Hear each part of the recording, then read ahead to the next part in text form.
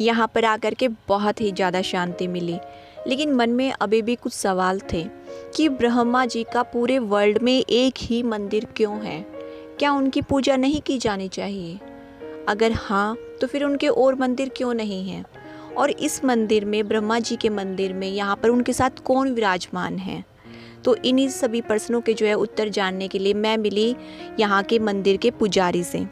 तो मुझे पता है कि आपके अंदर भी बहुत सारे सवाल होंगे, तो इन सब सवालों के जवाब लेने के लिए हम चलते हैं ब्रह्मा जी के मंदिर के पुजारी के पास।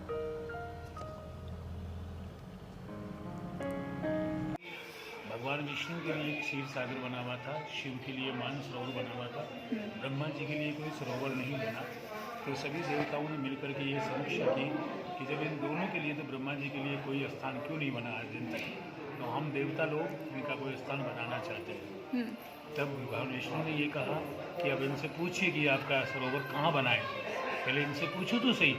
जब ब्रह्मा जी से पूछा तो उन्होंने अपनी इच्छा जाहिर की कि मेरा स्थान मृत्युलोक में होना चाहिए, क्योंकि मानव मेरा पुत्र है और मैं वहीं रहूँगा जहाँ मेरे पुत्र लोग रहते हैं, है ना। और वैसे एक बार आगे की कथा है ये, उसके अंदर भगवान शिव का इनको ब्रह्मा जी को श्राप भी है कि तुम मृत्युलोक के अंदर निवास करेगा, ब्रह्मा जी को जी कि तुम मृत्युलोक के अंदर रहेगा। तो इसलिए उन्होंने अपनी इच्छा भी यही जाहिर की और अपने हाथ से एक कमल का पुष्प यहाँ पृथ्वी के ऊपर उन्होंने गिरा दिया जी। क्या ब्रह्मलोक से। तो वो कमल का पुष्प जो यहाँ पर गिरा था, उस पुष्प के गिरने से स्वतः ही यहाँ पर ये सरोवर बन गया, पुष्कर जी। पुष्प तो पुष्प और कर, यानी पुष्प जो है और कर, उनके हाथ को जैसे संस्कृत में कर बोलते हैं, हाँ जी। तो पुष्प दोनों का संधि विच्छेद में जगह का नाम हो गया पुष्कर। और इसको देखने के लिए 33 कोटि देवता सभी यहाँ नीचे आ गए, ब्रह्मा जी भी आए। हाँ जी। तब ब्रह्मा जी ने कहा कि मैं यहाँ पर एक नई सृष्टि की रचना करूँगा। हाँ। और वो सृष्टि रचने के लिए यहाँ पर एक यज्ञ का आयोजन करूँगा, क्योंकि उससे पहले धरती के ऊपर किसी ने यज्ञ नहीं किया था। हाँ जी। पहले यज्ञ की घोषणा ब्रह्मा जी ने ही कर डाली। तो उस बात को सुनकर के देवता लोग बहुत खुश हुए थे कि ब्रह्मा यज्ञ करेंगे और हमें पहली बार अन्न खाने के लिए प्राप्त होगा जी। क्योंकि देवता लोग जो है अन्न के भूखे होते हैं। हाँ। स्वर्ग में अन्न नहीं होता, वहाँ सोमरस होता है जी। यानी केवल अमृत पान करके ही वो जिंदा रह रहे हैं, बाकी अन्न तो केवल धरती पे ही होता है। तो वो बहुत खुश हुए। तो सब देवताओं ने कहा कि महाराज हम आपके यज्ञ की पूरी तैयारी करेंगे। तो 33 कोटि देवता उस यज्ञ को बनाने में लग गए तैयारी के अंदर। कुबेर ने अपना पूरा धन खर्च कर दिया क्या, और ब्राह्मण भी आ गए थे, ऋषि मुनि महात्मा भी आ गए, सबने मिलकर के यज्ञ की तैयारी कर दी और अग्नि जला करके हवन कुंड के अंदर फिर ब्रह्मा जी को बुलाया कि सह पत्नी का आप यहाँ बैठिए। जी। तो उनकी पत्नी पहली जो सावित्री है जी। वो यहाँ नहीं थी, ब्रह्मलोक में थी। तब कहा कि महाराज अग्नि जल चुकी है, आप तुरंत जल्दी से आकर के बैठो। बोले सावित्री नहीं है तो मैं कैसे बैठूंगा। बोले वो ब्रह्मलोक में है तो तुरंत बुलाइए। तब उनका पुत्र नारद, तो नारद जी को उनको बुलाने के लिए भेजा, क्योंकि नारद जी मन की गति से चलते थे। हाँ जी। यानी जैसे आँख झपकी तो ऊपर, आँख वापस बंद करी तो वो तो नीचे, मन की गति से चलते थे। तो उनको भेजा। तो नारद जी ने ये सोचा कि मैंने दुनिया में सबको लड़ाया, माँ बाप को कभी नहीं लड़ाया, तो आज इनमें झगड़ा करवाता हूँ, देखिए इसका परिणाम क्या निकलता है। तो वहाँ जाकर के ये बोला कि ब्रह्मा जी वहाँ पृथ्वी पे एक यज्ञ करेंगे माता, तो तुम आराम से सज सज के श्रृंगार करके और उनको धन्यवाद देने के लिए आ जाना। तो उन्होंने कहा ठीक है ना। और नारी का स्वभाव होता है, वैसे भी कहीं बाहर जाती है, घर से बाहर निकलती है तो कुछ थोड़ा बहुत श्रृंगार किए बगैर तो वैसे ही नहीं जाती हैं वो। और फिर ब्रह्मा जी के यज्ञ जैसा काम हो रहा है तो बोले मैं अकेले नहीं आऊँगी, मैं पार्वती को, लक्ष्मी को, मेरी सखियों को, सबको लेकर के आऊँगी, मैं ब्रह्मा जी को धन्यवाद दे दूँगी। यहाँ आए तुरंत और बोला मैं देख करके आया हूँ, माता तो अपना श्रृंगार कर रही है, उनको आने में तो बहुत टाइम लगेगा। तो ब्राह्मणों ने कहा महाराज ये मुहूर्त निकल जाएगा, इतना टाइम ही नहीं है, और ये मुहूर्त निकल गया तो फिर सृष्टि रचने का आपके लिए कोई मुहूर्त ही नहीं है। तो बोले भाई मैं क्या करूं। तो बोले अब देख लो। तो ब्राह्मणों ने कहा महाराज हम कोशिश करें। बोले क्या करोगे। तब देवराज इंद्र और कुबेर गए, तो कोई गोप कन्या थी यहाँ उनको मिली, उससे उन्होंने कहा कि भाई हमारी ये समस्या आ गई है, 5 दिन का हमारे यज्ञ है और उस यज्ञ के अंदर तुम्हें वहाँ उनकी पत्नी बन करके बैठना है, क्या तुम बन सकती हो। तो उसने कहा भाई ब्रह्मा जी की पत्नी बनने में मेरे को क्या दिक्कत हो रही है, ले चलो मैं तो बन जाऊँगी, है ना। तो ब्रह्मा जी ने मना कर दिया। बोले कौन है, कहाँ से लाए। बोले साहब ये तो हमको ही पता नहीं, हमको तो मिली थी, इससे पूछा था, ये पत्नी बनने के लिए तैयार है।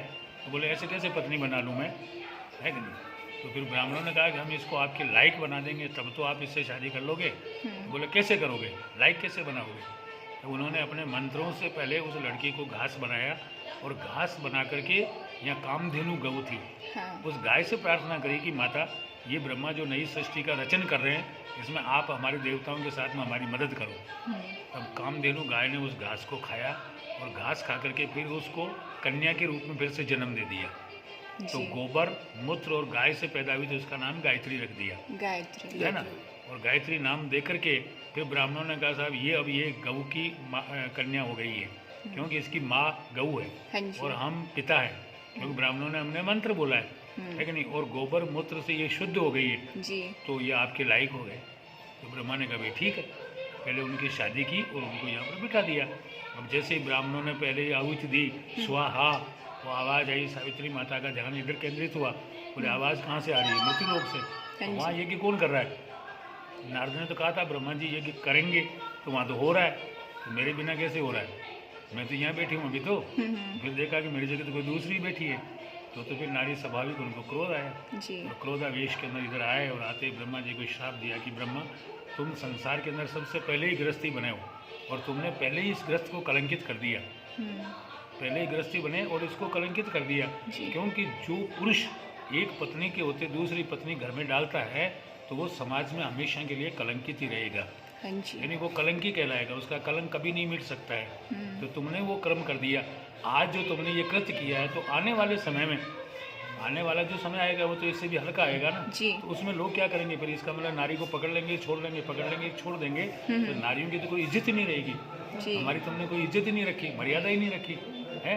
तो इसलिए मैं तुमको श्राप देता हूँ कि तुम्हें दुनिया के अंदर कोई भी गृहस्थी, कोई भी मानव तुम्हारी पूजा नहीं करेगा, तुम संसार में अपूजित ही रहोगे।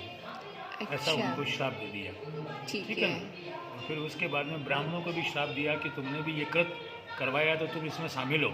तुम चाहते तो रोक सकते थे ब्रह्मा को, लेकिन तुमने ही नहीं रोका, तो तुमको भी श्राप देती हूँ कि तुम चाहे कितने भी धनाढ़, कितने भी विद्वान ब्राह्मण हो जाओ, लेकिन फिर भी तुमको लोगों के सामने हाथ फैलाना पड़ेगा, ठीक है ना। और फिर उसको मतलब जो है कि अग्नि को भी श्राप दिया कि तू मेरे बिना जो ये ब्रह्मा का यज्ञ करवा रहा है, तो तुझे भी श्राप देती हूँ कि आने वाले समय के अंदर तेरे अंदर शुभ कर्म तो नहीं होंगे, लेकिन जो गंदगी है जितनी भी है वो सब तेरे अंदर ही जलती रहेगी। ठीक है। हाँ और जी। फिर कुबेर को भी श्राप दिया कि तूने जो यहाँ धन खर्च किया है इस यज्ञ के अंदर, तो तुझे भी श्राप देती हूँ कि अब आने वाले समय के अंदर तू दरिद्री होकर के बैठे रहना, तो खुद अब कुछ नहीं कर पाएगा, तेरे हाथ में कुछ नहीं होगा। तो दरिद्री है, और क्या, ये पैसा पड़ा तो पड़ा, चाहे नाली में पड़ा तो पड़ा, वो खुद तो कुछ कर ही नहीं सकता ना। बिल्कुल। आप और हम उसको खर्च करते हाँ हैं, जी। तिजोरी में बंद पड़ा तो पड़ा, ये कुबेर तो खुद तो कुछ नहीं कर रहे हैं कुबेर जी, जी। है ना। और इंद्र को भी श्राप दिया कि 23 कोटि देवताओं का सम्राट होकर तूने जो ये गलत काम करवाया है ब्रह्मा से, तो तुझे भी श्राप देते होंगे 33 कोटि देवताओं का राजा होकर भी तो लुकता छुपता ही फिरेगा, और दुनिया में लोग तुझे गाली देंगे, अच्छा कोई नहीं बताएगा। अनावृष्टि होती है तो भी गाली देते हैं, जी। सूखा पड़ता है तो भी उसको गाली मिलती है, जी। इंद्र को भी, हाँ जी। है ना।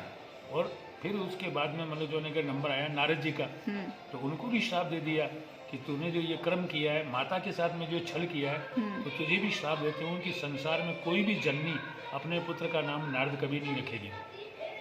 ठीक तो है। आप बोले गूगल में ही खोज लो, नारद किसी का नाम नहीं है, योग नारद नाम के अलावा। ठीक। तो है फिर ना? जैसे ब्रह्मा का ये मंदिर है, यहाँ पर पूजा होती है, क्या मान्य है वो?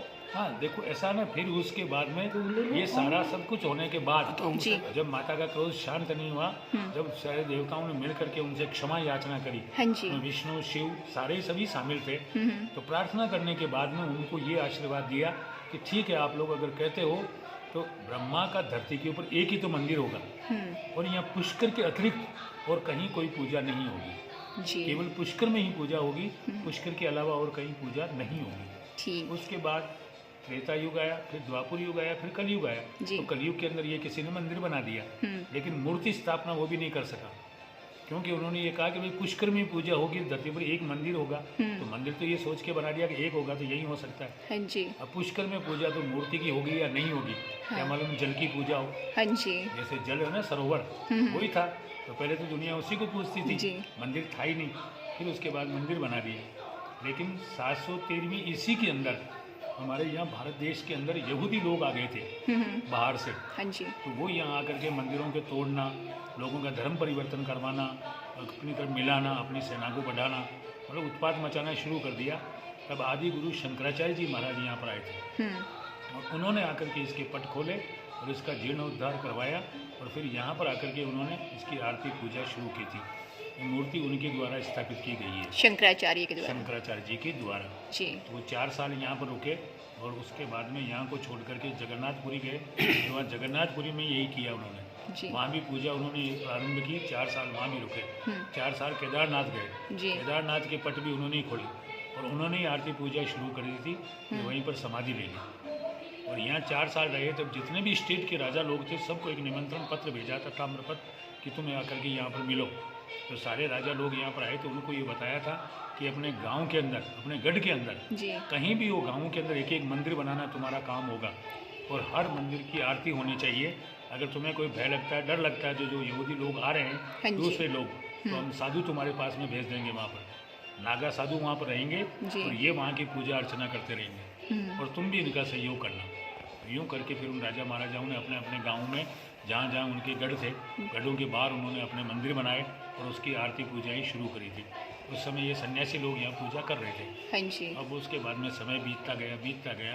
अब अभी 100-150 साल से तो अब तो यहीं के ब्राह्मण पंडित लोग ही कर रहे हैं। जी। हम लोग कर ही रहे हैं ना, हम कोई बाबा जी नहीं है, न कोई हम सन्यासी हैं, जी। गृहस्थी है, वो गृहस्थी कर रहे हैं। मतलब जैसे लेकिन पीढ़ी दर पीढ़ी होते हैं ऐसे मंदिर में। साधु लोग नहीं थे या छोड़ दिया या नहीं करना चाहते थे, तो उस वजह से ये इन्होंने करना शुरू कर दिया। जी। बाकी तो मान्यता यही बताते हैं कि केवल सरोवर की ही पूजा होती है। ठीक है। ब्रह्मा, जैसे भगवान श्री राम ने अपना शरीर छोड़ा तो सरयू के अंदर विलीन हो गए थे, वैसे ही ब्रह्मा जी विलीन हुए तो जल में ही हुए, जी। मतलब जल समाधि ले ली। हाँ जी। इसलिए सरोवर का ही महत्व है। सरोवर की पूजा ज़्यादा होती है।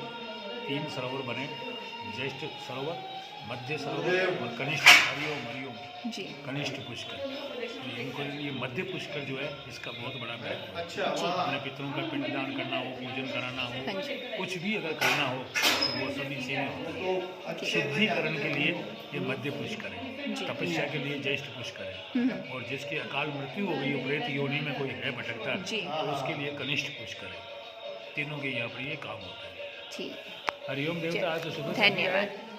अच्छा।